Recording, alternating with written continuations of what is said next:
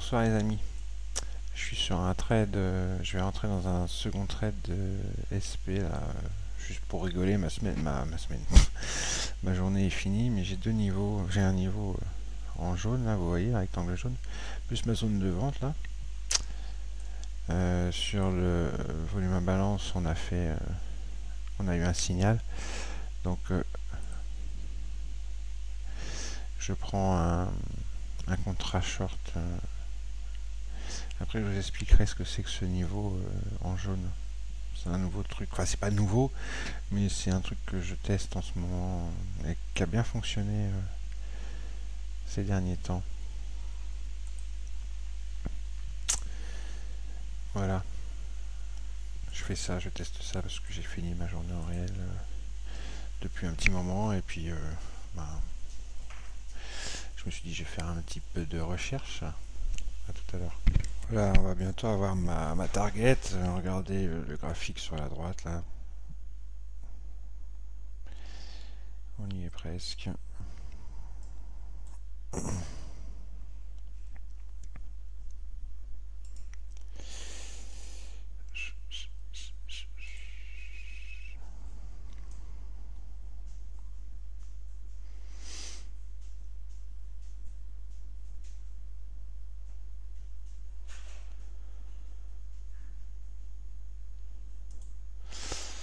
Bon, 137,50, je m'en fous un peu de ma target, hein, c'est de la sim, c'est pas ça le plus important. Allez, je sors, boum, voilà.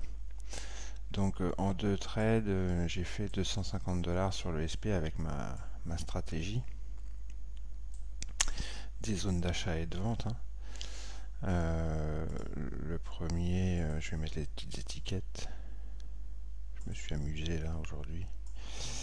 Le premier trade, je l'ai, c'était un...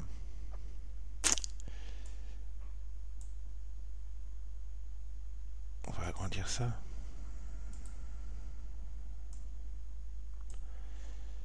Voilà, un short ici sur ma zone de vente. Alors évidemment, il y avait une confirmation avec le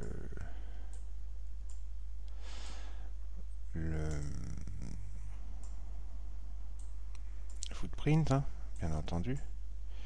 Voilà mon premier short de la journée, ici, un balance short. Je suis rentré à la clôture de la bougie, 112 $. Et donc le deuxième, là, on était sous ma zone de vente, mais ce qui m'a fait prendre le trade, donc c'est pour ça que je fais cette petite vidéo, en fait, c'est pour ça que je suis en sim, parce que je teste un balance short sur ma zone de vente. J'aurais dû prendre le trade ici. J'étais pas devant l'écran. Je suis arrivé ici, c'est pour ça que je l'ai pris un petit peu tard.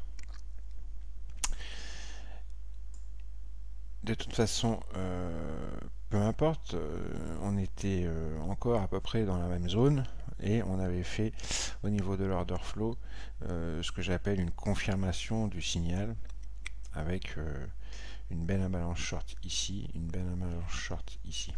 Donc ça m'a pas fait peur de prendre mon trade ici. D'autant plus qu'on avait ici et ici les deux petites flèches noires là, une divergence volume delta. Vous me direz, il y a aussi une bleue ici et une bleue ici. C'est assez rare qu'on ait... bref, c'est pas grave. Quand il y a une noire, en général, il y a une belle descente derrière. Bon, là, il y avait tergiversation, mais il y avait, au niveau de l'order flow, on voit une zone. Hein, vous voyez, une zone bien délimitée, short. Alors, j'ai tracé, en fait, ce que c'est des zones de supply and demand hein, que je trace, tout simplement. J'ai pas inventé le fil à couper le beurre. Je crois que Market Delta, dans sa room, ils font ça aussi. Quand il y a trois niveaux de short comme ça, ou trois niveaux de long, ou plus, comme là, 1, 2, 3, 4, 5, 6, là, il y a 6 niveaux de long. C'est d'ailleurs pour ça que ça a tergiversé derrière, hein. On a eu du mal à casser ce niveau. Quand il y a donc au moins 3 niveaux de short ou de long, je trace une zone. Et regardez, ça marche pas mal, hein, parce que ça, c'est des zones que j'ai tracées hier. Regardez ici, aujourd'hui, on y est retourné sur ma zone que j'ai tracée hier. Et derrière, on a fait il y avait un beau scalp à faire. Après, nous nous y sommes retournés ici avec une avalanche short. Boum, derrière, il y avait encore à nouveau un beau scalp à faire. Et là, on y est retourné encore une fois, et à nouveau, il y avait un beau scalp à faire. Alors, je les ai tracés hier, ces zones, je vais vous montrer où. Ce sont donc des niveaux en plus des niveaux market profile, volume profile, qui sont assez pertinents et que je rajouterai maintenant à mes graphiques. Ce sera les rectangles jaunes, ce sera ça, d'accord? Voilà. Alors, tout à l'heure j'ai fait une fausse manip, j'ai effacé celle-là et je l'ai mal replacée, excusez-moi, je vais la replacer correctement, peu importe. Voilà, elle est plutôt ici. Vous voyez qu'hier, après l'avoir tracée, elle a fonctionné aussi ici, elle a refonctionné ici. Hier d'ailleurs j'ai pris un trade en réel ici, à cet endroit-là. Donc c'était pas mal. Et il y a une zone au-dessus, ici, qui est encore valide. Alors pour moi, elles restent valides, ces zones, tant qu'elles n'ont pas été retraversées. Comme les zones de supply and demand.